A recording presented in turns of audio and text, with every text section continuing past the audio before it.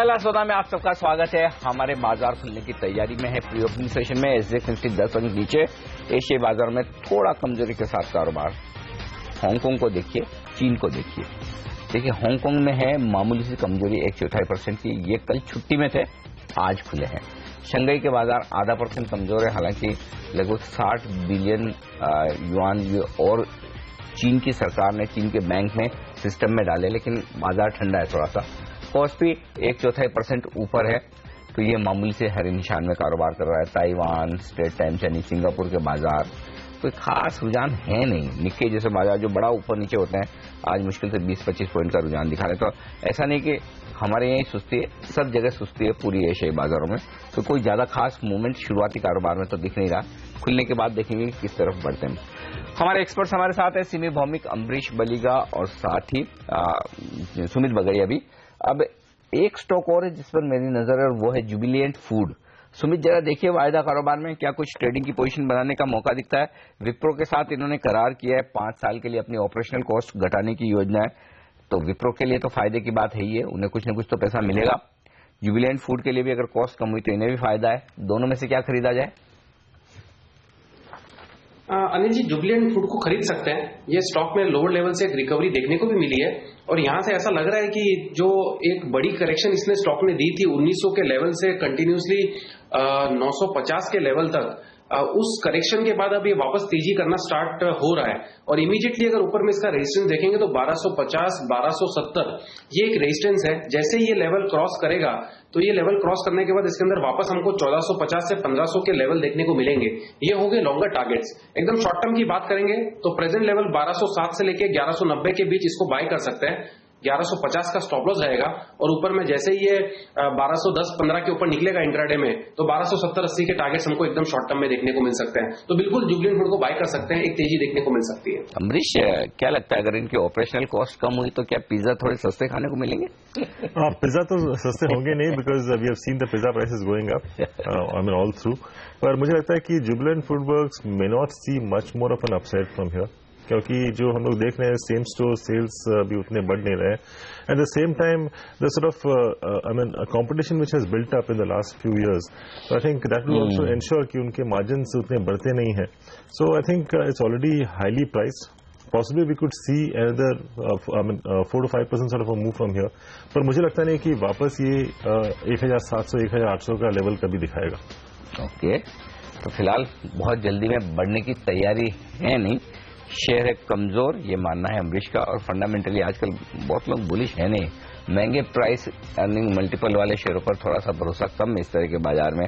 Just dial हो गया, जुबिलिएंट, हालांकि मैं कंपेयर नहीं कर रहा हूं, लेकिन ये सब जो बड़ी बड़ी प्राइस के स्टॉक 40, 50, 60 के पी मल्टीपल पर ट्रेड करते हैं, उनमें लोगों को डर ज्यादा लग रहा है। चलिए शुरुआत करते हैं भारतीय बाजारों की पहले टिक के साथ, और इस वक्त अगर आप देखें तो 136 अंक नीचे दिख रहा है सेंसेक्स, अब 50 अंक ऊपर हो गया है, और 28 अंक नीचे दिख रहा है निफ्टी। तो थोड़ी कमजोरी है सेंसेक्स और निफ्टी में। रुपए की शुरुआत पर नजर रखेंगे। 66.57 पर हमने कल क्लोजिंग होती देखी थी रुपए की। आज देखते हैं किस तरह की शुरुआत हुई है। 7 पैसा मजबूती के साथ शुरुआत हुई। चलिए, करेंसी मार्केट से संकेत तो बुरे हैं नहीं। रिकवरी कल भी हुई थी निचले स्तरों से, आज भी मजबूत शुरुआत हुई, तो वहां से संकेत अच्छे। तो कैश मार्केट में एफआईज अगर 2-2 हजार करोड़ का खरीदेंगे तो कैश तो लाएंगे, तो उस लिहाज से मुझे लगता है करेंसी मार्केट के लिए तो ये अच्छा ही संकेत है, और थोड़ा मजबूत खुले भी हैं, तो वहां से राहत मिलती हुई दिख रही है इस वक्त। ये एक अच्छी बात आप देख सकते हैं। एक और स्पेस जिस पर राय लेना चाहता हूं वो है टेलीकॉम शेयरों की। कहीं कोई तेजी या मंदी करने का मौका दिखता है आपको टेलीकॉम शेयरों में वायदा कारोबार के ट्रेडर्स के लिए? सुमित बताएं आप, भारती, आइडिया, आरकॉम, क्या ट्रेड लेंगे? देखिए, आइडिया एक बहुत ओवरसोल्ड जोन में है और नीचे से एक रिकवरी दिखा रहा है। आइडिया के अंदर हमने 100 के आसपास से लेवल से एक रिकवरी और एक पुलबैक देखा है। चार्ट्स पे भी अगर मैं देखूं तो ये डबल बॉटम टाइप फॉर्मेशन दिखा के अब एक बार घूमने की कोशिश कर रहा है, और ये डबल बॉटम का जो गैप लगा है वो 1.5 महीने के गैप से लगा है, जिसको एक हम साउंड बॉटम मान सकते हैं। आई थिंक एक बार यहां से एक पुलबैक तो हमको जरूर मिलना चाहिए। बड़ी तेजी भले ही देखने को ना मिले, बट एक पुलबैक जरूर देखने को मिल सकता है, जिसके अंदर आइडिया का भाव हमको 110 और 115 के लेवल्स तक जाने को देखने को को मिल सकता है। तो फिलहाल एक पुलबैक की सोचे, बड़ी तेजी नहीं सोचे तीनों ही स्टॉक्स में। स्पेसिफिकली अगर बाय का ट्रेड लेना हो तो आइडिया के अंदर प्रेजेंट लेवल्स पे एक बार बाय का ट्रेड ले सकते हैं। 101-100 रुपया ये सपोर्ट है आइडिया के अंदर इमीडिएटली, और ऊपर में पहला पड़ाव बनेगा 110, उसके बाद 115। तो एक छोटा मोटा पुलबैक के लिए आइडिया में लॉन्ग करके काम कर सकते हैं। सिमी, ARSS इंफ्रा का चार्ट देखकर बताइए ये कैसा लगता है आपको? हालांकि हमने देखा है लंबी अवधि का चार्ट तो आपको कमजोर दिख रहा होगा, इंफ्रास्ट्रक्चर शेयरों की काफी जोरदार पिटाई हुई है, लेकिन आजकल ऑर्डर मिलने के चलते हम देखते हैं एक अच्छा उछाल इंट्राडे में इनमें बनता है। क्या गैप अप के साथ खुले तो खरीदना चाहिए? 6% ऊपर खुलने के संकेत मिल रहे हैं इस समय प्री ओपनिंग सेशन में। कल भी हमने देखा था आइलैंड एफएस जैसी कंपनियों में एक अच्छी रैली देखने को मिली थी इंट्राडे के दौरान।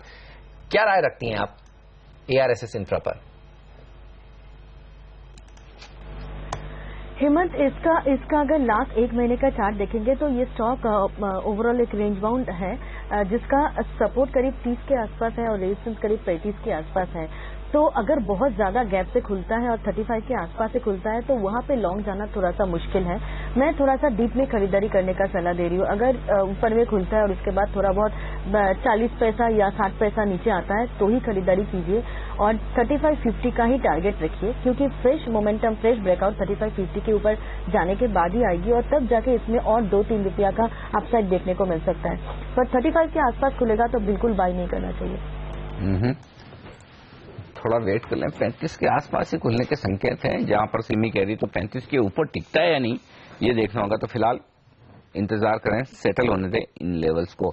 लेकिन सीमेंट शेयरों में अमरीश मौका है खरीदारी करने का। अब धीरे धीरे सब लोग बुलिश होते दिख रहे हैं। कल हम वो नीलकंठ मिश्रा जी से बात कर रहे थे, क्रेडिट स्विस वाले, उनकी रिपोर्ट भी कल आई थी। उनकी रिपोर्ट भी आई थी। वो कह रहे हैं कि भाई वॉल्यूम तो बढ़ रहे हैं अब सीमेंट में, बोले प्राइसिंग पावर आने में भले वक्त लगे लेकिन माल बिक रहा है। क्या करें? इनफैक्ट मैं लास्ट 5-6 महीने से बोलते आ रहा हूँ कि सीमेंट लेना चाहिए, and I think that was the best time, क्योंकि हम लोग ने अच्छे भागे हैं इसके बाद। हाँ, उसके बाद काफी अच्छे भागे। तो मैं तो ये बोलूंगा कि जिन्होंने नीचे के लेवल में लिया है थोड़ा बहुत शायद प्रॉफिट बुक कर ले। I am not saying the whole thing, but at least जो 20% ऑफ योर पोर्टफोलियो आप प्रॉफिट बुक कर लीजिए, क्योंकि again it can not move up in one straight line. तो I mean once we see about 5 to 7% sort of a correction which is possible in any sort of a rally, उस वक्त लेना चाहिए। And I think one should just hold on after that maybe for the next 1.5 years, क्योंकि मुझे लगता है कि over the next 1 or 2 quarters clearly pricing pressure, I mean pricing power आ जाएगा सीमेंट कंपनीज में, and after that you actually see the margin shooting up. चलिए, तो थोड़ा सा मुनाफा वसूल कर लीजिए। अगर आपने अमरीश की राय को माना था और यहाँ पर शेयर हैं आपके पास तो प्रॉफिट बुकिंग पार्शियली जरूर करनी चाहिए। सीमेंट कंपनी पर ये राय निकल कर आ रही है। नियति अब हमारे साथ जुड़ चुकी हैं रोजाना की तरह, जो आपको बताती हैं बेहतरीन ब्रोकरेज की कॉल्स कहां पर निकल कर आई हैं, मारुति और HDFC पर। नियति बताइए क्या कॉल्स हैं ब्रोकरेज हाउसेस की आज? मॉर्गन स्टैनली, क्योंकि इनकी ड्यूटी हाइक्स हुई थी, वॉल्यूम रिकवरी में बहुत स्लो ग्रोथ है और फॉरेक्स से जो मूवमेंट्स का उतार चढ़ाव है उसकी वजह से कह रहा है कि डी रेटिंग हुई थी स्टॉक की, मगर ये अभी भी जो पैसेंजर व्हीकल की जो रिकवरी है, सेगमेंट की रिकवरी, उस पर काफी ज्यादा बुलिश है, इसलिए मेंटेन कर रहे हैं अपना ओवरवेट का कॉल। टारगेट प्राइस इन्होंने थोड़ा सा रिवाइज किया है। 4770 का टारगेट प्राइस था, जिसको अभी घटा करके 4310 का कर रहे हैं। FY 17 और 18 यानी अगले 2 साल के एबिटा के जो अनुमान है ये भी 8% और 6% घटा रहे हैं। न्यूट्रल का कॉल मेंटेन करा है मैक्वारी HDFC पर। टारगेट प्राइस इन्होंने 14% घटाया है। 1168 का अब इन्होंने ये टारगेट कर दिया है। ये अगले कुछ सालों में अच्छी लोन ग्रोथ की इनको उम्मीद नहीं है। इनफैक्ट 15+ की जो ग्रोथ है वो इनको हासिल करना बहुत मुश्किल होगा। ओवरऑल लोन ग्रोथ अगले 2 साल में सिर्फ 14% के आसपास देख रहे हैं। EPS अनुमान 9% घटा रहे हैं इस साल का, और अगले साल का भी, अगले 2 साल का 24% के आसपास का घटा रहे हैं। न्यूट्रल का कॉल है। 1168 का लक्ष्य आपको HDFC दिखा सकता है। ओके, लेकिन ये टाइटन और कमिंस ये 2 मिड कैप शेयर ऐसे हैं जहां पर भी रिपोर्ट्स आई हैं, इनकी डिटेल में बताएं क्या रिपोर्ट्स हैं? टाइटन की मिक्स्ड रिपोर्ट्स हैं अनिल जी। सबसे पहले JP मॉर्गन की बात करूंगी। ओवरवेट का कॉल इन्होंने मेंटेन किया है। Q4 में भले ही क्योंकि अभी स्ट्राइक चल रही है और जो एक्साइज के ऊपर जो बवाल मचा हुआ है उसकी वजह से एक सबड्यूड ग्रोथ आपको देखने को मिल सकती है, यानी कि बहुत ही टेपिड ग्रोथ होगी, धीमापन दिखेगा आपको चौथी तिमाही में।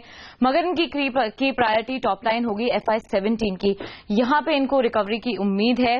ओवरवेट का कॉल दे रहे हैं और टारगेट प्राइस 375 का दिया है। मौजूदा भाव से आपको 15% का एक अपसाइड देखने को मिल सकता है। मगर CLSA दिग्गज ब्रोकरेज हाउस फर्म है, बिकवाली की सलाह बरकरार रख रही है। टारगेट प्राइस इन्होंने 295 से 285 का इन्होंने 295 का कर दिया है। इन्होंने 10% का एक डाउन साइड ये स्टॉक में देख रहे हैं, क्योंकि शॉर्ट टर्म में चैलेंजेस रिमेन करेंगे और आगे भी लंबी अवधि में इनको बहुत ज्यादा रिकवरी की उम्मीद नहीं है। तो ये कॉन्ट्रा कॉल्स हैं दोनों की तरफ से। ओवरवेट का कॉल दे रहा है JP मॉर्गन और बिकवाली की सलाह दे रहा है CLSA। मगर कमिंस पर भी Bank of America Merrill Lynch bullish नहीं है। अंडर परफॉर्म की रेटिंग ये मेंटेन कर रहे हैं। 15% का करेक्शन होने के बावजूद भी एक्सपेक्टेशंस बहुत ज्यादा हाई हैं। अगले 2 साल के EPS अनुमान 3 से 5% घटा रहे हैं। टारगेट प्राइस अपना ये रिवाइज कर रहे हैं। 735 का भी इन्होंने कर दिया है। 16% के मौजूदा भाव से आपको गिरावट दिखा सकता है कमिंस का शेयर। ओके, तो ये तमाम शेयर हैं और यहाँ पर FI ब्रोकरेज हाउस साल भर के लिए, 6 महीने के लिए, 2 साल के लिए व्यू दे रहे। वो कब टारगेट हासिल होंगे पता नहीं, कितने जल्दी होंगे नहीं होंगे, लेकिन आपको जो टारगेट हासिल होते हैं और आज ही होते हैं वो आपको राय दे देते हैं हम, और वो हमेशा देते हैं सुबह 7:30 से 8 के बीच में स्टॉक 2020 में। आज हमारे कैप्टन ने कितने बल्लेबाज चुने हैं, कितने गेंदबाज चुने और क्या रणनीति बनाई है, बता दें आपको एक फटाफट रिकैप।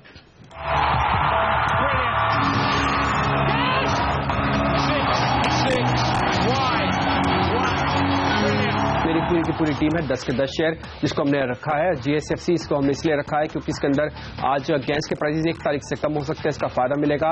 टॉरेंट पावर पे भी आप ध्यान रखें क्योंकि इसको एक विंड एनर्जी का एक प्लांट का एक ऑर्डर मिला है और साथ ही साथ गैस के प्राइसेस का इसको भी बेनिफिट मिलेगा। GSPL के अंदर शॉर्ट कवरिंग आ सकती है, सेफ गार्ड ड्यूटी का एक्सटेंशन आ सकता है। साथ ही बैंक ऑफ इंडिया पे आपको ध्यान रखना चाहिए क्योंकि रिकैपिटलाइजेशन का सबसे बड़ा कंटेंडर बेनिफिट यही है। इलाहाबाद बैंक को बेनिफिट मिलेगा। इसके अलावा अगर आप देखें तो IOB एक शॉर्ट कैंडिडेट है जिसको बेनिफिट नहीं मिलने वाला इस रिकैपिटलाइजेशन से। सिंटेक्स पे आपको ध्यान देना है क्योंकि स्मार्ट सिटीज के कई प्रोजेक्ट सिंटेक्स को मिल सकते हैं और आने वाले दिनों में इसको कच्चे तेल का भी बेनिफिट मिल रहा है जो कि एक रेंज में आके बना हुआ है। इसके अलावा बाटा पे क्योंकि दिल्ली में वैट घटा है तो इसका बेनिफिट है। फ्रीड शिशोर पे ARSS इंफ्रा को उतारा, ऑर्डर मिला 109 करोड़ का। DLF डिज्नी के साथ बातचीत कर रहा है ब्रांड के लिए और इन सब शेयर्स पे आपको जरूर ध्यान रखना चाहिए। ये कुछ एक बाय और सेल कॉल्स है। मेरी टीम पर नजर डालिए। 3 गेंदबाजों को भी टीम में आज जगह दी है। बाजार का मूड जिस तरह से कल कमजोर हुआ है, लेकिन अशोक लेलैंड ये एक ऐसा स्टॉक है जो कल भी टीम में था और आज फिर से टीम में शामिल किया है। नए 52 वीक हाई हर रोज लगा रहा है और नॉन कोर एसेट्स को लगातार बेचने की जो कंपनी की कोशिश है वो जारी है। और इंडसइंड बैंक में जिस तरह से इसने अपनी हिस्सेदारी आधा % बेचकर 300 करोड़ रुपए जुटाए, इन दोनों ही स्टॉक्स को आज मैंने ओपनर्स का दर्जा दिया है। IDBI बैंक, यहां पर भी अच्छी खबरें हैं। सरकार अपनी हिस्सेदारी घटाने में कामयाब हो रही है। LIC हिस्सेदारी 7% बढ़ाई है, उस खबर का फायदा मिलेगा।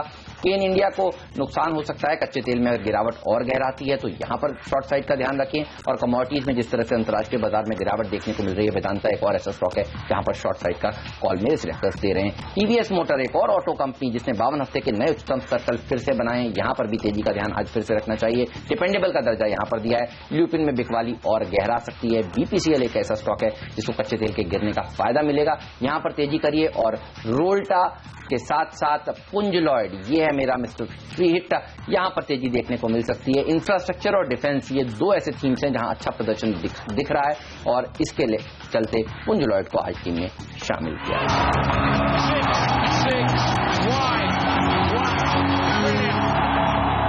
चलिए, प्री ओपनिंग ट्रेड देखिए सेटल हो चुके हैं और बिल्कुल फ्लैट शुरुआत होगी भारतीय बाजारों की, इस तरह के संकेत मिल रहे हैं। 7,606 का लेवल आपको निफ्टी पर दिखेगा। 8 अंक की गिरावट, 9 अंक की गिरावट के साथ सेंसेक्स आज खुलता हुआ नजर आएगा। लेकिन आप देखिए जो प्री ओपनिंग ट्रेड है उसमें कमोडिटी रिलेटेड शेयर आज फिर से कमजोरी के साथ खुलेंगे, इस तरह के संकेत मिल रहे हैं।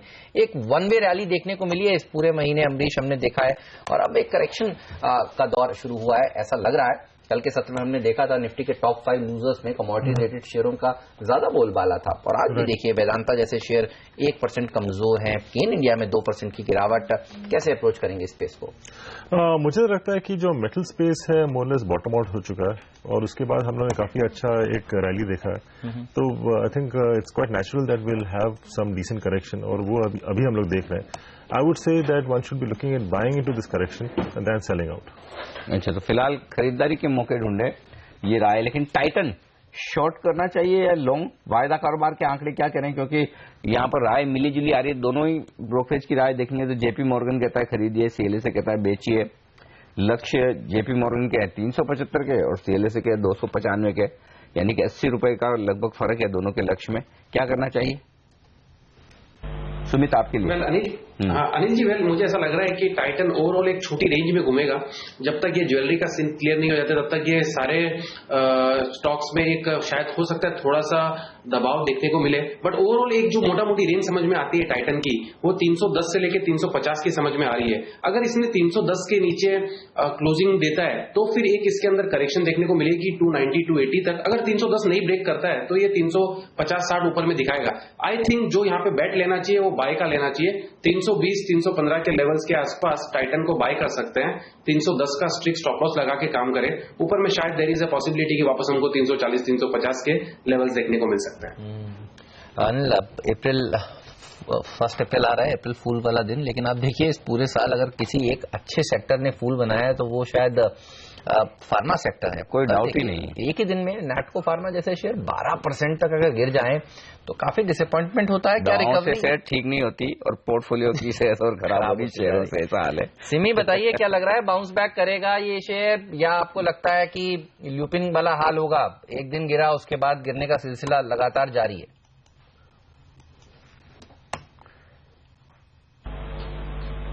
देखिए, मैं तो सिर्फ यही कहूंगी कि अगर कोई स्टॉक फार्मा में ऐसा कोई वीकनेस दिखा रहा है तो उसमें बहुत जल्दी खरीदारी करने का कोई जरूरत नहीं है। ओवरऑल ये स्टॉक वीक ही लग रहा है, 400 के आसपास आके बंद किया है और 400 का लेवल अगर टूट गया तो इसमें फ्रेश सेल ऑफ भी देखने को मिल सकता है।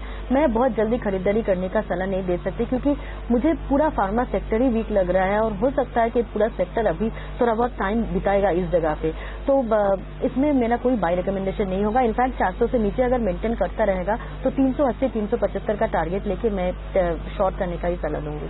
तो ये बताइए, एक शॉर्ट साइड पर फार्मा कौन सा लगता है जहां पर आज आप ट्रेड लेना चाहेंगे? सुमित की लिस्ट में मैं देख रहा हूं वो खार्ड है, वो कह रहे हैं वहां बेचें।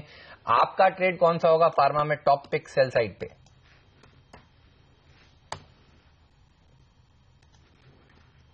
देखिए हेमंत, सुमित का वखार भी मैंने देखा है, चार्ट में बिल्कुल सही है, ये स्टॉक नीचे जा सकता है। एक स्टॉक मेरा रडार में है जिसमें मैं एक सेल एक्सपेक्ट कर रही हूँ। एक तो सान फार्मा में कल अच्छा बिकवाली दिखा गया था और मुझे लगता है कि सान फार्मा अगर आज एक 800 से नीचे अगर मेंटेन करेगा तो इसमें थोड़ा बहुत सेल ऑफ और देखने को मिल सकता है क्योंकि कल का जो सेल ऑफ था वो काफी एक्सपेक्टेड लाइन पे नहीं हुआ था। 100 डेमा 200 डेमा को एक ही दिन में ब्रीच किया था और क्लोजिंग भी एकदम डे लो के आसपास हुआ था। तो आज अगर ये ओपनिंग के बाद 800 से नीचे सस्टेन करे तो 780-775 का भी टारगेट इसमें देखने को मिल सकता है। सान फार्मा मेरा बेस्ट पिक होगा सेल साइड में 800 से नीचे। अच्छा, तो बड़ा शेयर बेचना है तो सन फार्मा बेचिए, छोटा प्राइस के हिसाब से नहीं, मार्केट कैप के हिसाब से बेचना है तो फिर वो खार्ड फार्मा बेचिए। ये राय सुमित की है। चलिए, खरीदारी करनी है बिकवाली करनी, ये तो कंफ्यूजन दिख रहा है प्री ओपनिंग सेशन में, क्योंकि एसजीएक्स निफ्टी की तर्ज पर ही हम 8 पॉइंट नीचे खुल रहे हैं। 10 पहली ट्रिक आपकी स्क्रीन पर 5 अंक नीचे निफ्टी है, 27 अंक नीचे सेंसेक्स है। निफ्टी हरे निशान में आया, फ्लैट एकदम 15 अंक नीचे। अब सेंसेक्स पर थोड़ी खरीदारी होती दिख रही है, अब हरे निशान में आने की कोशिश हो रही है। चलिए स्टॉक्स जो एक्शन में बता दूं, सबसे पहले आपको तेजी कहां है। हिंडाल्को 1% ऊपर, टाटा स्टील 1% ऊपर। तो जो कह रहे थे अमरीश की खरीदारी करने का वक्त है, मेटल शेयरों में करेक्शन में वो हो रहा है। ओएनजीसी 1% ऊपर, कोटक बैंक ऊपर है और पावर ग्रिड में थोड़ी बहुत खरीदारी है। आइए कमजोर क्या है, आईसीआईसीआई बैंक कमजोर है, केन कमजोर है, एचडीएफसी कमजोर है, सन फार्मा कमजोर है, यहां से थोड़ा दबाव बन रहा है, लीवर भी कमजोर है। तो फार्मा शेयर रुक नहीं रहे, ये सन, लुपिन, डॉक्टर सारे कमजोर है आज फिर से, तो यहां से दबाव है। अब हरे निशान में आ गए हैं बाजार, देखिए 20 अंक ऊपर है सेंसेक्स और 10 अंक ऊपर निफ्टी आता हुआ दिख रहा है, मजबूती बन रही है।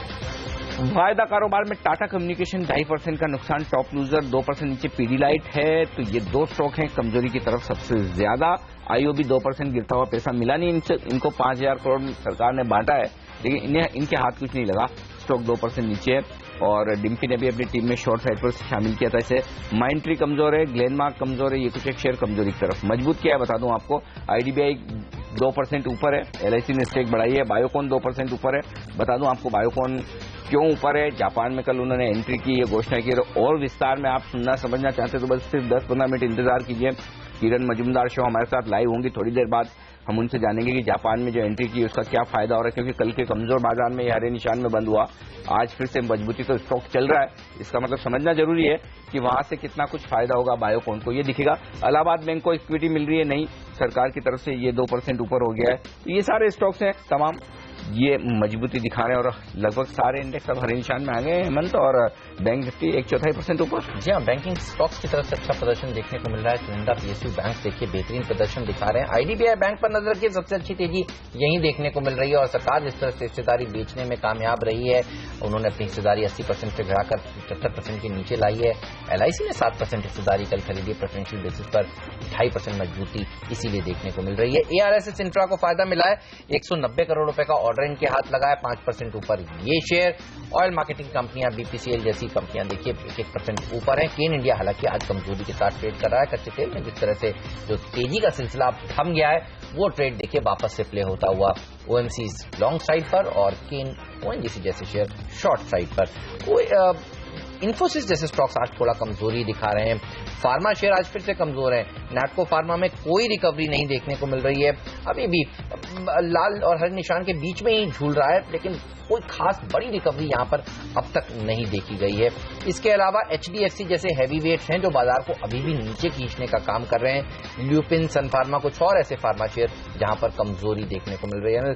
कुछ शेयर जिनको सस्पेंड करने की घोषणा करी है, क्यूपिड, सीएमआई लिमिटेड, बीएससी ने कहा है कि 31 मार्च के बाद ये सस्पेंड होंगे।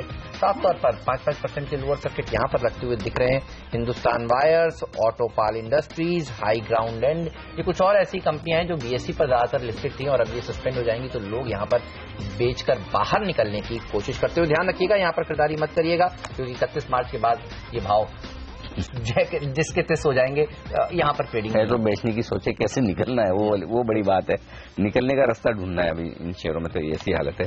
चलिए, तो एक्शन भरपूर दिख रहा है। एक और शेयर दिख रहा है मेरे को, और वो है आईटीसी। हम कह भी रहे थे कि एक रिलीफ रैली देखने को मिल सकती है, कुछ भी वैट में बढ़ोतरी नहीं की गई है सिगरेट पर दिल्ली के बजट में, और आप देखिए 1% मजबूत, और ये बाजार को थोड़ा सा सहारा देने का काम कर रहा है। बड़ा वेटेज वाला शेयर है और 1.25% मजबूती। आईजीएल के शेयर पर भी नजर डालकर देखते हैं वहां पर किस तरह का प्रदर्शन मजबूती है, वहां पर भी देखिए। तो दिल्ली बजट में कोई खराब खबर नहीं आई, उसका रिलीफ इन दोनों ही शेयरों पर दिख रहा है। अच्छा, जो आपने हेडलाइन में पढ़ा था एक स्टॉक एआरएसएस इंफ्रा, इसका 109 करोड़ का ऑर्डर मिला है, ये स्टॉक भी मजबूत है, लगभग 5% बढ़ा है, और 5% V2 रिटेल, इसने 3 स्टोर खोले हैं नए, ये खबर आई तो ये स्टॉक भी चल गया है। प्लास्टिक बैंड्स एक स्टॉक है जिसमें कोई एक प्लांट से प्रोडक्शन शुरू होने की खबर आई है, ये स्टॉक चल गया है। AB fashion, Aditya Birla fashion, ये स्टॉक देखिए यहाँ पर स्नैपडील के साथ कुछ टाई अप करने की खबर आई है। इसके बाद ये तो बिरला ग्रुप की कंपनी है, अच्छी कंपनी है, 2% ये स्टॉक चल गया है, तो यहाँ पर अच्छी मजबूती होती दिख रही है। तो ये तमाम स्टॉक थोड़े एक्शन में आ रहे हैं। अच्छा, एक स्टॉक यहाँ पर एक्शन मुझे दिख रहा है, ये है ग्रेफाइट। ग्रेफाइट का स्टॉक आपके सामने हाजिर करते हैं बीएसई में, जी हाँ, ग्रेफाइट यहाँ पर 20 लाख शेयरों का कारोबार होता हुआ दिख रहा है ग्रेफाइट का, मेरी स्क्रीन पर जी हाँ 20 लाख शेयरों का कारोबार हुआ है। 1% हिस्सेदारी ग्रेफाइट की बदली है, 71.80 में इस वक्त दाम है, 2% ऊपर 73.5 के आसपास का दाम है। तो यहाँ पर एक वॉल्यूम के लिहाज से एक्शन होता हुआ दिखा है। तो आज का पहला बड़ा सौदा जो स्क्रीन पर नजर आ रहा है वो ग्रेफाइट में दिख रहा है मुझे इस वक्त। चलिए, और बाजार अब टाइट रेंज में नजर आ रहे हैं सब। और मैं पिछले 14-15 दिन का चार्ट देख रहा था ग्रेफाइट का, हमने देखा एक अच्छी तेजी बनी है। पिछले 2-3 ट्रेडिंग सेशंस में एक अच्छे वॉल्यूम्स भी इसमें देखने को मिले हैं। चार्ट पर एक बार राय ले लें सिमी की। सिमी, ग्रेफाइट चार्ट पर आपको कैसा लगता है? जनरली जब सुबह सुबह शेयर पिक करते हैं तब हम देखते हैं उनमें एक अच्छी तेजी बनती है दिन के दौरान, क्या यहाँ पर लॉन्ग साइड की पोजीशंस बनाई जा सकती है?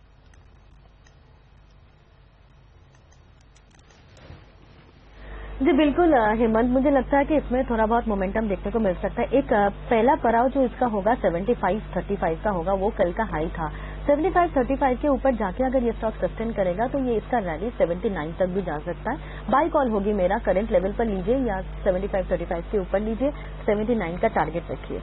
वहाँ पे 79 का टारगेट। दरअसल मेटल्स की कीमतें जो घट रही हैं वो भी इसके लिए फायदेमंद है। मुझे याद है ये शेयर पहले हम लोग इसमें काफी ट्रेडिंग वॉल्यूम्स भी हुआ करते थे।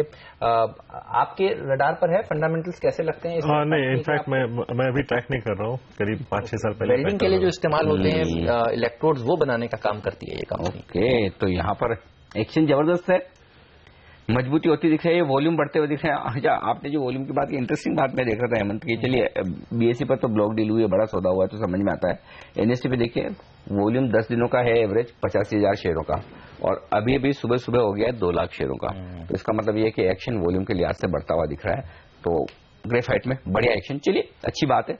लेकिन एक्शन जहां दिख रहा है मुझे, IFCI, जरा इसके वायदा कारोबार के ट्रेडर्स के लिए राय दीजिए फटाफट सुमित। 5% यहां पर मैं देख रहा हूं ओपन इंटरेस्ट में इजाफा हुआ है, और स्टॉक 1.5% कमजोर है। शॉर्ट्स बन रहे हैं, क्या हो गया इसमें? बिल्कुल अनिल जी, बन रहे हैं। एक बार के लिए प्योर ट्रेडिंग कॉल अगर लेना है, 1 से 1.5 रुपए का टारगेट के लिए बिल्कुल कर सकते हैं। इसके अंदर 23 रुपए 10 पैसे का ट्रेड भाव चल रहा है। 24 रुपए 10 पैसे का स्टॉप लॉस होगा, और टारगेट होगा 21 रुपए 50 पैसे या 21 रुपए तक। छोटी सी रेंज के लिए छोटा सा कॉल बन रहा है। 24 रुपए 10 पैसे के स्टॉप लॉस से एक बार सेल का ट्रेड बिठा सकते हैं, बट स्ट्रिक्ट स्टॉप लॉस से करें, और टारगेट भी छोटा ही 22 रुपए 21 रुपए 50 पैसे का बहुत हो गया टारगेट इसके अंदर। सुमित, कोई PSU बैंक जहां आपको लॉन्ग साइड पर सौदा करने का मन कर रहा हो? क्योंकि आप देखिए, इलाहाबाद बैंक 1.5% ऊपर है, यूको बैंक में 1% की तेजी, IDBI बैंक भी 2% ऊपर खुला था, लेकिन अब भी 1% मजबूत है। सिंडिकेट बैंक में भी 1% की तेजी। यहां पर खबरें भी हैं कि सरकार को प्रेफरेंशियल अलॉटमेंट करने वाली है, ये बैंक हिस्सेदारी पैसा जुटाएगी। कोई बैंक आपको छोटा मझौला जो पसंद हो? वेल, आई थिंक एक बार अगर फ्रंट लाइनर के साथ ही जाएंगे तो ज्यादा बेटर रहेगा। SBI ही ज्यादा बेटर है ट्रेड करने के लिए, क्योंकि बहुत अच्छे लेवल्स पे मिल रहा है, और इसके अंदर अभी तक तेजी पूरी हुई नहीं है। और इसके अंदर हमने एक रिपोर्ट भी बनाई हुई है प्योर टेक्निकल, कि जिसके अंदर इसने inverse head and shoulder breakout दिया हुआ है। अगर उसका टारगेट पकड़ेंगे तो 225 से 230 का टारगेट SBI का बनता है, और इसका ब्रेकआउट लेवल आया था 180 के बाद। तो आई थिंक ये एक स्टॉक सही है। जब तक ये दोबारा 180 के अंदर नहीं जाता है, तब तक इसको एक बार बाई करके ही काम करना चाहिए। ऊपर में पहला टारगेट इसका 198 तक का बनेगा, और उसके बाद इसको 210 220 के लेवल्स हमको देखने को मिल सकते हैं। आई थिंक ये एक स्ट्रॉन्ग कैंडिडेट है, इसको हम बाई करके चलेंगे तो ज्यादा बेटर रहेगा। SBI तो ऑप्शन खरीदने की राय भी दी थी सुमित ने, और बाजार देखिए लाल निशान में फिसलते हैं, वापस ऊपर आने की कोशिश जरूर कर रहे हैं। ऐसा नहीं कि मतलब ताकत आजमाइश हो रही है। 7,602 ये आज का लो लेवल है, 7,627 आज का हाई है, तो यानी कि लगभग 25 पॉइंट की रेंज में कारोबार हुआ है। अच्छा, एक और स्टॉक मैं आपके सामने लेकर आऊं, और वो है अपोलो हॉस्पिटल्स। अपोलो हॉस्पिटल में देखिए सुमित, आप डिटेल निकाल के रखिएगा, आपसे राय लूंगा, क्योंकि 1.5% स्टॉक कमजोर है, और 8% ओपन इंटरेस्ट बढ़ा है। शुरुआती कारोबार में यहाँ पर शॉर्ट पोजीशन बन रही है वायदा कारोबार में, उस पर आपसे राय लूंगा। लेकिन उससे पहले कोटक महिंद्रा बैंक में देखिए फिर से 1/4% हिस्सेदारी बदलती दिख रही है। ये स्टॉक लगातार बड़े सौदे दिखा रहा है, लगातार ऊपर का ट्रेंड दिखा रहा है। कोटक महिंद्रा बैंक में देखिए 16 लाख और 19 लाख, यानी कि हम देखें 2-3 दिन से यहाँ पर गजब एक्शन हो रहा है। वॉल्यूम का एक्शन जबरदस्त है। 35 लाख शेयरों का कारोबार सुबह सुबह BSE पर हो गया है। अब BSE का चार्ट देखेंगे आपको आइडिया लगेगा, 673 रुपए पर। और एक हफ्ते भर का चार्ट देखिए किस तरह से वॉल्यूम के साथ स्टॉक ऊपर जा रहा है। कोटक महिंद्रा बैंक का पूरी तरह से जबरदस्त एक्शन, डिलीवरी उतर रही है, और स्टॉक में तेजी बनती दिख रही। तो सिमी, आप कोटक के चार्ट निकाल के रखें, तब तक मैं एक बार अपोलो हॉस्पिटल को शॉर्ट करना चाहिए क्या, ये पूछ लूं मैं सुमित से। सुमित, 80,000 शेयर नए जुड़े, 9% ओपन इंटरेस्ट बढ़ा है अपोलो हॉस्पिटल में।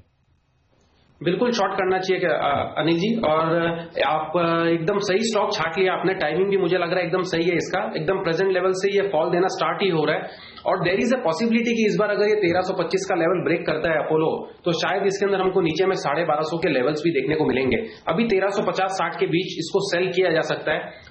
इसका स्टॉप लॉस बैठेगा 1400 के आसपास। तो अगर कोई पुलबैक मिल जाता है छोटा स्टॉप लॉस के लिए, तो पुलबैक में सेल करे। अदरवाइज 1400 के स्टॉप लॉस से अगर किसी का रिस्क एपेटाइट यहाँ पे उसको हिम्मत देता है, तो प्रेजेंट लेवल्स पे भी शॉर्ट करे। 1320-25 का सपोर्ट टूटते ही ये स्टॉक के अंदर 1240 से 1250 के लेवल्स देखने को मिलेंगे। ओवरऑल स्ट्रक्चर खराब है, मुझे लगता है इसके अंदर सेलिंग देखने को मिल जाएगी आने वाले हफ्ते से 10 दिनों के अंदर। सिमी, और कोटक महिंद्रा बैंक जिसका जिक्र अनिल कर रहे हैं, लगता है यहाँ पर और तेजी बन सकती है। आज दरअसल देखिए आप, Sensex Nifty mid cap index जो सुस्त है, बैंक निफ्टी मजबूत है, और PSU और प्राइवेट सेक्टर दोनों ही स्टॉक्स देखिए, एक्सिस बैंक 1.25% ऊपर, SBI 1% ऊपर, कोटक महिंद्रा येस बैंक आधे से 1% ऊपर। क्या कोटक महिंद्रा बैंक में तेजी करनी चाहिए इस समय?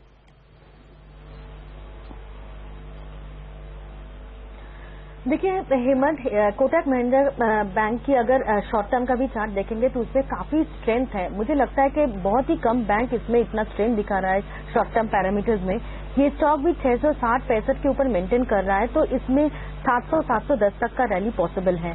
अभी 675 के आसपास है, कल का क्लोजिंग के नीचे स्टॉप लगा के लॉन्ग किया जा सकता है, इनिशिएट किया जा सकता है, क्योंकि पूरा बैंक से आज रिकवरी आएगी ऐसा मेरा मानना है।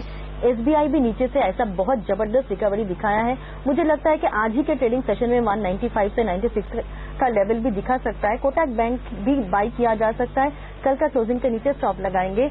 685 से 695 का टारगेट रखेंगे। मुझे लगता है कि ये टारगेट आज ही के दिन में पॉसिबल है। तेजी करने की राय कोटक महिंद्रा बैंक में निकल कर आ रही है। दो शेयरों पर नजर रखिए इस समय, एबीजी शिपयार्ड और एसडी एल्यूमिनियम पर। देखिए किस तरह से ये तेजी से नीचे की तरफ इस समय फिसल रहे हैं। 5% नीचे एबीजी शिपयार्ड, एसडी करीब 7-7.5% नीचे ट्रेड कर रहा है। क्या हो रहा है, एनी आइडिया अमरीश यहाँ पर? हाँ, एसडी तो हम लोगों ने देखा है करीब डेट वाली कंपनियां हैं जो बड़ी मुश्किल से कोशिश कर रही थी कि पैसा जुटाएं, अपने डेट को कम करें, हिस्सेदारी बिके किसी तरह से। ये उसी तरह के खराब क्वालिटी वाले स्टॉक और वो नहीं हो रहा है, because I think SD was also trying to do some FI placement at about 350-400 level, तो ऑलरेडी 100 के आसपास आ चुका है। I will not be surprised if we see levels of 40-50 in the next few weeks. चलिए, अच्छी बात है। तो ये है राय इन तमाम शेयरों पर। इस वक्त है आप तीनों से विदा लेने का। सुमित, सिमी और अमरीश, बहुत बहुत शुक्रिया, आपसे बात करके बड़ा मजा आया और बहुत अच्छी आज एडवाइस आपने जिस तरह की दी है कई सारे स्टॉक्स पे आप तीनों ने, और वो एकदम सही सटीक, और एक्चुअली सारे स्टॉक्स वैसे रिएक्शन दे रहे हैं बिल्कुल जैसा इन लोगों ने बताया। बहुत बहुत शुक्रिया आपका। चलिए, बाजार इस बीच बड़े स्टेबल से ट्रेड कर रहे हैं, हरे और लाल निशान के बीच में झूलते हुए दिख रहे हैं, लेकिन एक संकेत जो मैं साफ तौर पर पढ़ रहा हूं और जो अच्छा है वो बैंक निफ्टी से मिल रहा है। बैंक निफ्टी में मजबूती के संकेत है। 15,700, 15,800 इस रेंज के पार निकले ना हेमंत बैंक निफ्टी, तो फिर मजा आया एक्शन। बिल्कुल, बैंकिंग स्टॉक्स के ऊपर ही पूरा दारोमदार है और बुल्स चाहते हैं कि ये अच्छा प्रदर्शन दिखाए तो बाजार का मूड सुधर भी सकता है।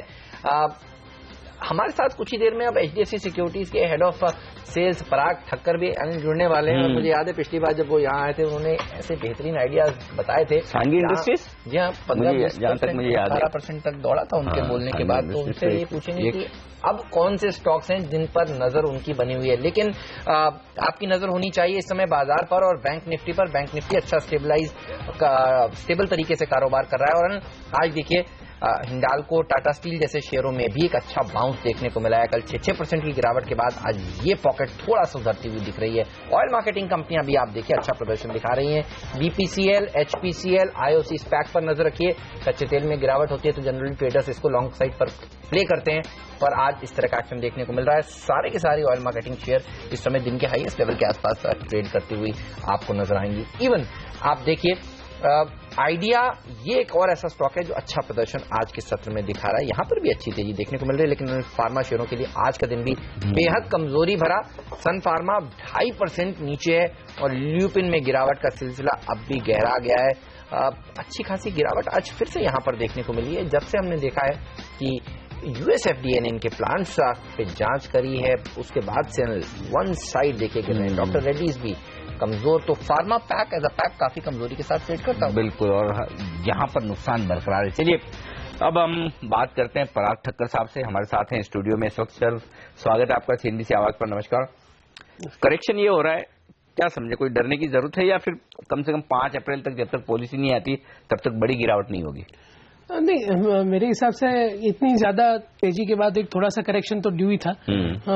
प्लस आज येलेन की जो स्पीच है तो उसमें बिकॉज यूएस इकोनॉमी में मिक्स सिग्नल्स है, तो कई लोगों को ये उम्मीद है और शायद एक दो फेड ऑफिशियल ने ये संकेत दिया है कि हॉकिश रहेंगे और इंटरेस्ट रेट हाइक हो सकते हैं, तो इसलिए थोड़ी सी अनसर्टेनिटी है आफ्टर। और प्लस ग्लोबल ग्रोथ जो स्लगिश है वो तो हमेशा ही उसमें कोई रिकवरी तो अभी तक आई नहीं है, तो मेरे हिसाब से थोड़ा सा करेक्शन आ रहा है। प्लस कुछ कुछ सेक्टर्स में प्रॉब्लम आ रहा है, जैसे फार्मा में जैसे आपने बताया कि कंटिन्यूस सेलिंग चल रही है।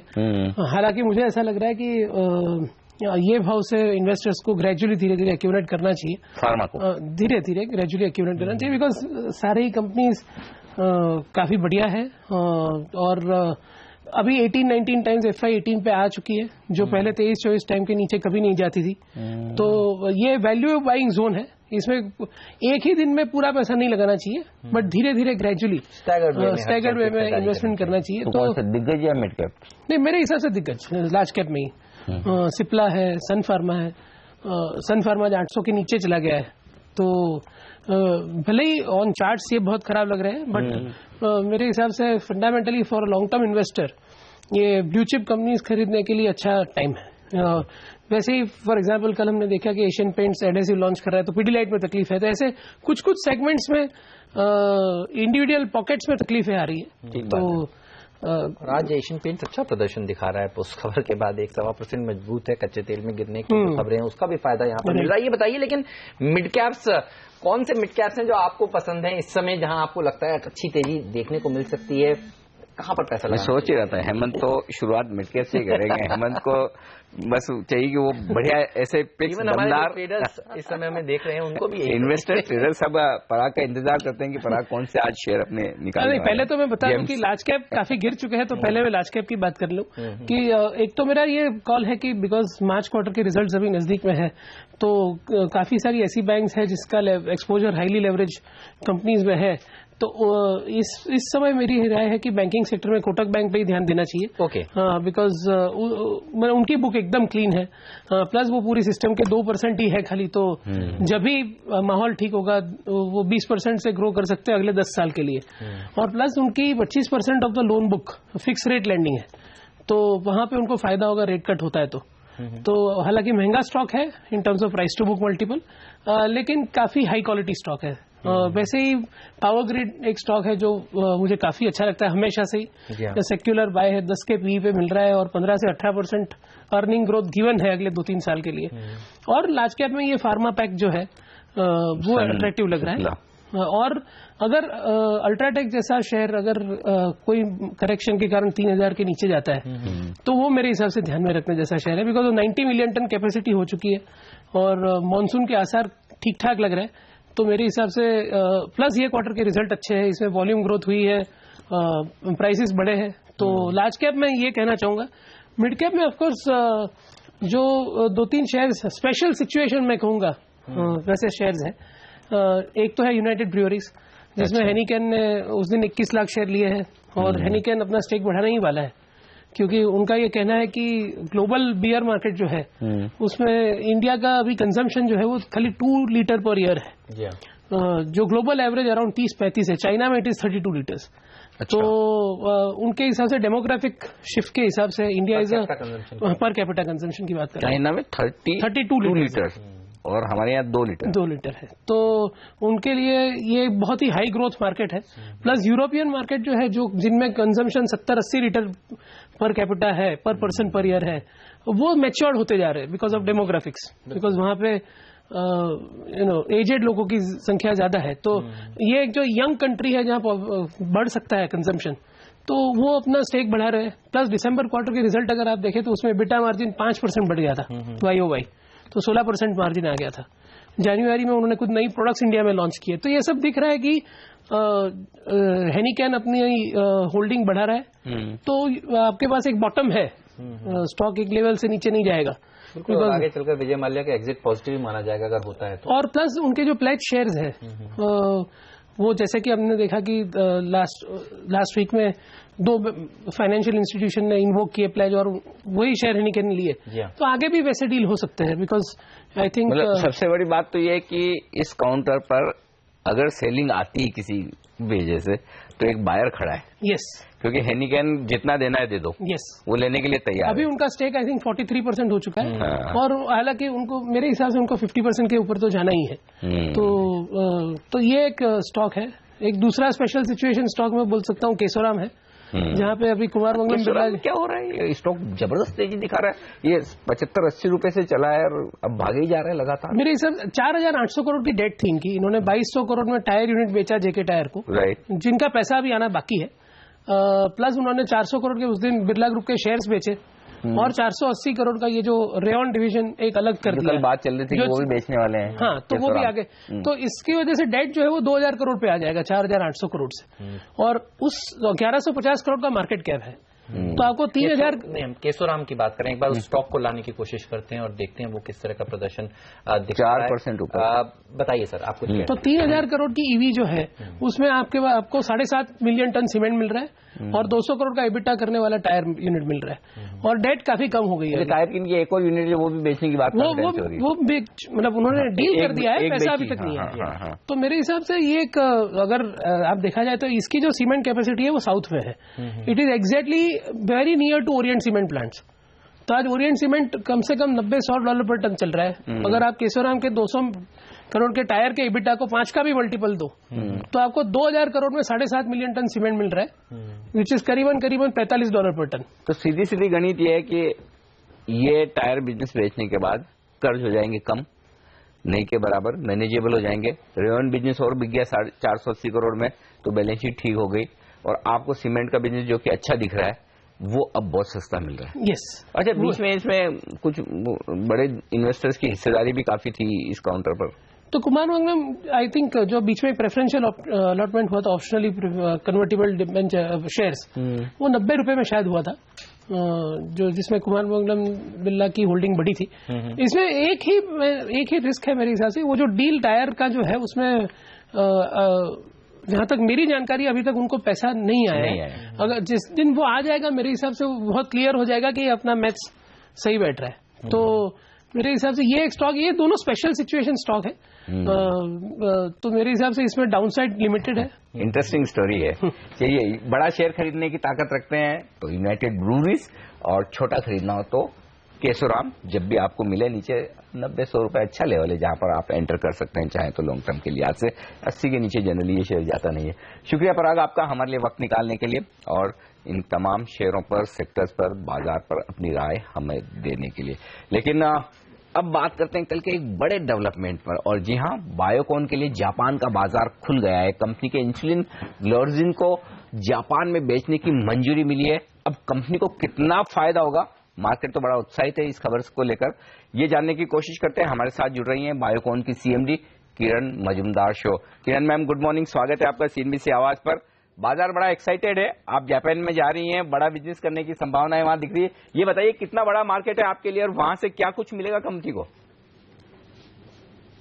देखिए, पहले तो ये बहुत ही बड़ी उपलब्धि है, क्योंकि ये जो जापान से रेगुलेटरी अप्रूवल जो मिला है वो बहुत ही मेजर अचीवमेंट गिना जाता है हमारे क्षेत्र में, क्योंकि this is one major regulatory approval for a biosimilar glargine. और जापान की मार्केट जो है तो वो सेकंड बिगेस्ट मार्केट है दुनिया में, जहां $150 मिलियन की ये ग्लार्जिन बिजनेस की साइज है। लेकिन उसके अलावा ये जो रेगुलेटरी अप्रूवल हमें जो मिली है जापान से, ये इस रेगुलेटरी अप्रूवल से काफी मार्केट हमारे लिए खुल जाएंगे, जैसे कि GCC मार्केट्स, जैसे कि लैटिन अमेरिकन मार्केट्स, जैसे कि साउथ ईस्ट एशियन मार्केट्स, काफी मार्केट हमारे लिए खुल जाएंगे, और ये बिजनेस बहुत ही बड़ा है इन टर्म्स ऑफ पोटेंशियल। और इसके अलावा ये रेगुलेटरी अप्रूवल सिग्नल्स कि हमारी डोसियर जो है और क्वालिटी ऑफ प्रोडक्ट जो है बहुत ही अच्छी है, और इसी के बजाय से अभी वो जो क्रेडिबिलिटी हर्डल जो था हमारे लिए अब वो निकल गया है। और हमारे जो फाइलिंग्स हम कर रहे हैं US और यूरोप में, अभी वो उस पे बहुत ही क्रेडिबिलिटी होगा कि हमें सूनर देन लेटर हमें उनका भी रेगुलेटरी अप्रूवल मिल जाएंगे। And as you know, US is the biggest market, तो उसके लिए हम इंतजार कर रहे हैं। अभी there is no question of getting a big question mark over it, क्योंकि अभी it is with this approval the credibility is establish. तो उसी लिए ये बहुत ही इंपॉर्टेंट न्यूज आइटम है। मैडम, अब क्योंकि आप उस बाजार में उतरेंगी, ये बताइए और कौन कौन से कॉम्पिटिटर्स हैं उस मार्केट में, और प्राइसिंग किस लिहाज से होगी? तो हमारे जो पार्टनर है जापान में, फ्यूजी फिल्म फार्मा, वो बहुत ही मशहूर कंपनी है जापान में, और उनके अलावा सिर्फ इलाई लिली और सेनोफी होंगे, तो सिर्फ 3 प्लेयर्स होंगे जापान में। और जापानीज गवर्नमेंट जो है आज वो हेल्थ केयर स्पेंड से बहुत चैलेंज्ड हुए हैं, तो उसीलिए वो बायोसिमिलर्स की बहुत ही सपोर्ट कर रहे हैं। और हम समझते हैं कि हमारे जो पार्टनर है फ्यूजी फिल्म फार्मा, वो of course they will look at this market very aggressively. तो चलिए, एक बड़ा डेवलपमेंट है बायोकॉन के लिए, जापान के बाजार में उतरना और वहां के बाजार को कैप्चर करना। उम्मीद करें कि बड़ा रेवेन्यू आएगा। लेकिन मैम, एक और चीज जो इस वक्त पूरी फार्मा इंडस्ट्री में बड़ी दिक्कत की बात है, उस पर आपसे राय लेना चाहता हूं। यूएस एफडीए के कई इंस्पेक्शन कई प्लांट्स पर, कई कंपनियों पर आ रहे हैं। कितनी बड़ी दिक्कत की बात यह है, और दूसरा ये कि क्या आपकी कंपनी पर भी किसी तरह का कोई प्लांट इंस्पेक्शन की कोई इस तरह के इंडिकेशंस हैं, या ऐसा कुछ भी नहीं है? देखिए, हमने लास्ट 12 मंथ्स में हमारे प्लांट्स में ऑलमोस्ट 12 इंस्पेक्शंस हुए हैं, इंक्लूडिंग द जापानीज इंस्पेक्शंस और यूएसएफडीए इंस्पेक्शंस। हम सब इंस्पेक्शंस में से बहुत ही अच्छे हमारे नतीजा हुए हैं। तो मैं समझती हूं कि this is about making sure that your quality systems are of a high standards. हमारे जो कंपनीज में जो वार्निंग लेटर्स मिले हैं, I think there has been negligence, और ये कंपनीज को अभी रेक्टिफाई करना चाहिए। तो आई थिंक ये जो हुआ है हमारे लिए, we should look at it as an opportunity to improve. तो मैं समझती हूं कि यस, इट इज अनफॉर्चुनेट कि हमारे जो फार्मा सेक्टर पे ये सब वार्निंग लेटर्स जो इशू हो रहे हैं, it is not good for the image of the Indian companies, and Indian companies must make sure that their quality systems are of the highest order, क्योंकि Indian companies, pharma sector has a huge role to play in global healthcare, and we cannot be tainted in terms of quality. हमें ये बहुत ही challenge है, क्योंकि बहुत ही instances है जहां Indian companies have been accused of fraud. तो ये बहुत ही अच्छा नहीं है ये हमारे देश के लिए। तो I think every company has to spend lot of effort, lot of resources and lot of commitment to ensuring that their quality systems are of a high order, and I think they cannot be complacent. और हमारे जो company में है, quality is of utmost importance, तो हम बहुत ही ध्यान रखते हैं ये क्वालिटी सिस्टम्स पे, and that is why we are able to come up with very good performance whenever we have any international और नेशनल इंस्पेक्शंस। तो I am very proud of our track record with USFDA, with European agencies, with Japanese agencies. आप किसी को भी पूछिए, they are very happy with our systems. बिल्कुल, आपका track record काफी अच्छा रहा है, बड़े इंटरनेशनल पार्टनर्स माइलन जैसे आपके साथ भी हैं। ये बताइए, क्योंकि अब जापान में तो आपको अप्रूवल मिला है, पहला रेगुलेटेड मार्केट है ये, जहां पर मैं समझ रहा हूं बायोकॉन पहुंचेगा।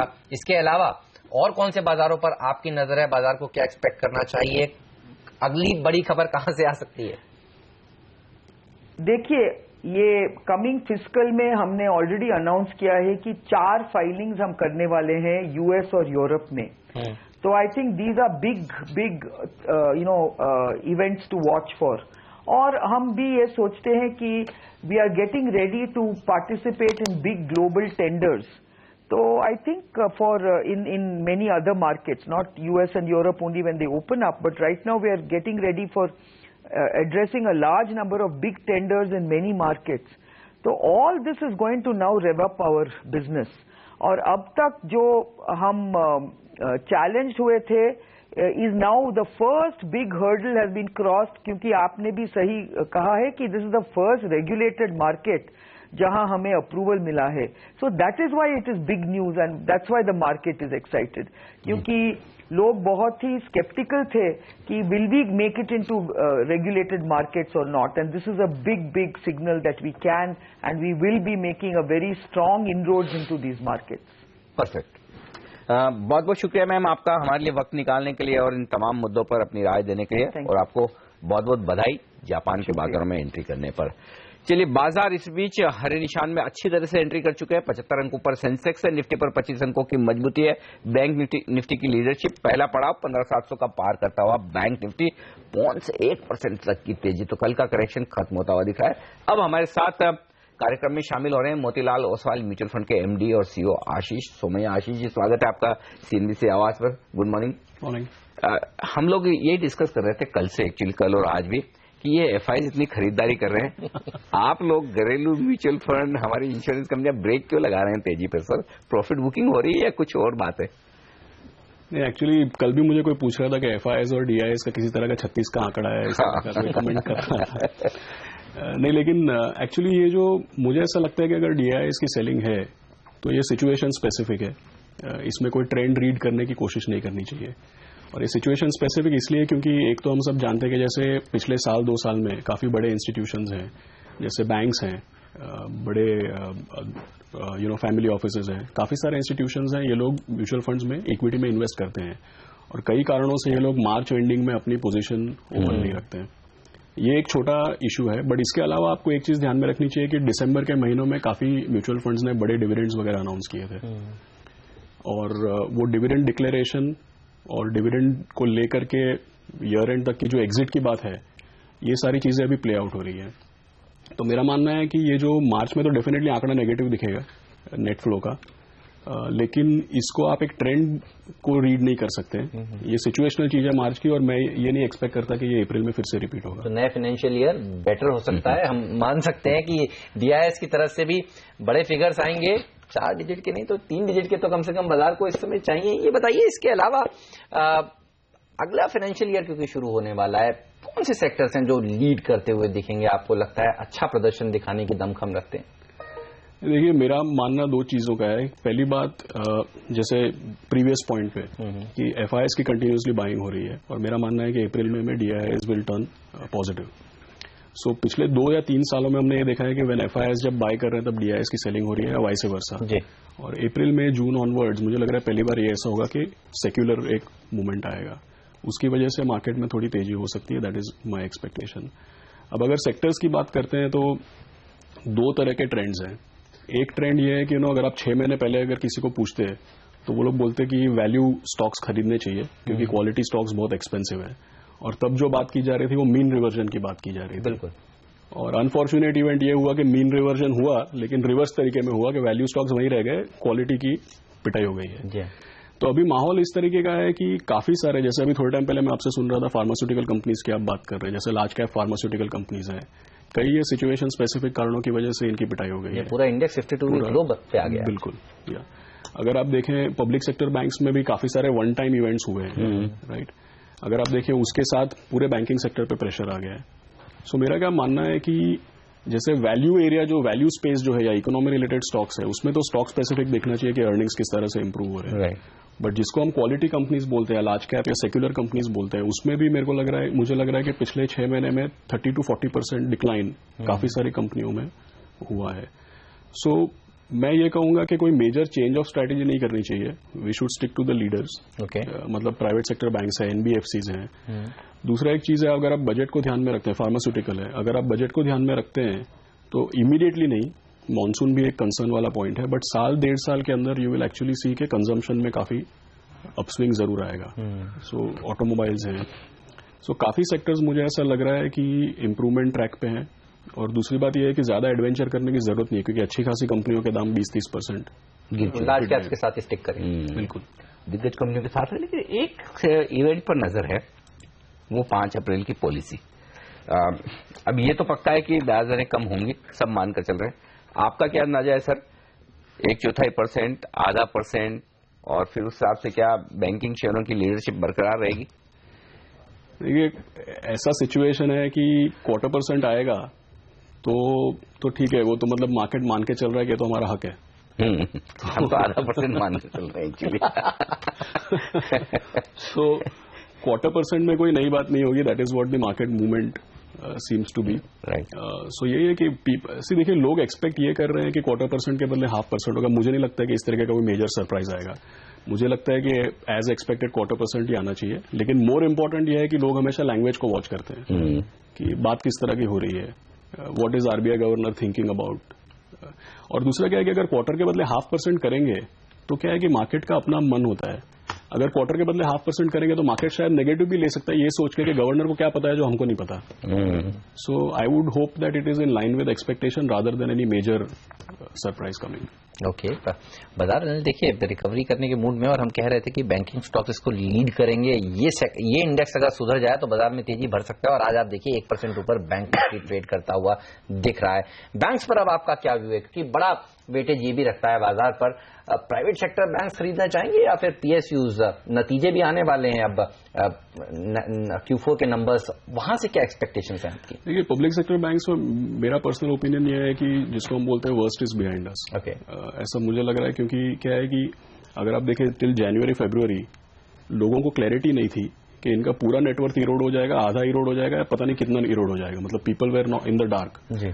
लेकिन तब से अगर आप देखें, एक दो एग्जांपल्स हमने देखे जहां पे फुल ट्रांसपेरेंसी है, वहां पे the share price recovered significantly. तो क्या है कि मार्केट में सर्टेनिटी का प्रीमियम ज्यादा है और अनसर्टेनिटी का डिस्काउंट बहुत ही ज्यादा है।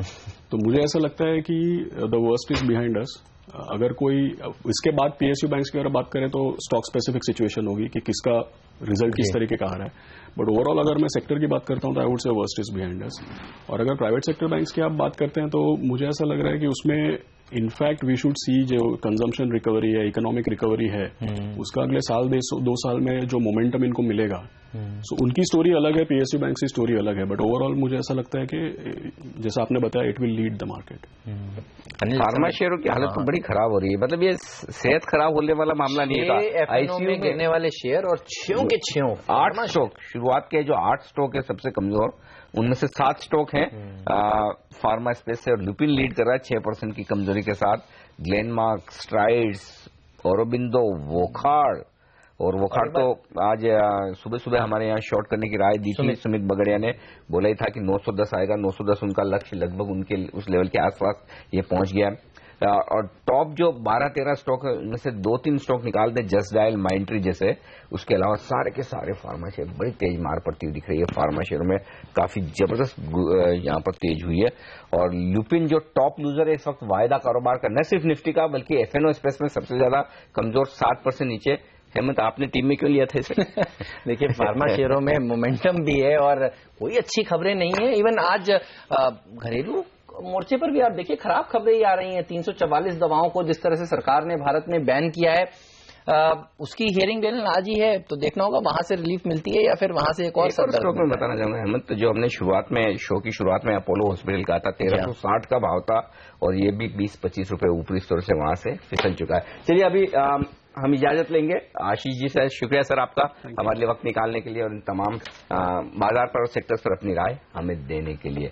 लेकिन बाजार बड़े इंटरेस्टिंग है, नीचे से रिकवर करते हुए, लेकिन मिड कैप शेयर फिर से लाल निशान में फिसल रहे हैं। इंटरेस्टिंग ट्रेडिंग सेशन होगा आज का भी। पहला सलाम में फिलहाल आज के लिए इतना ही। आप बने रहिए सीएनबीसी आवाज के साथ, कहीं मत जाइए। ब्रेक के बाद कमोडिटी बाजार की ओपनिंग पर होगी नजर। हमें दीजिए इजाजत, नमस्कार।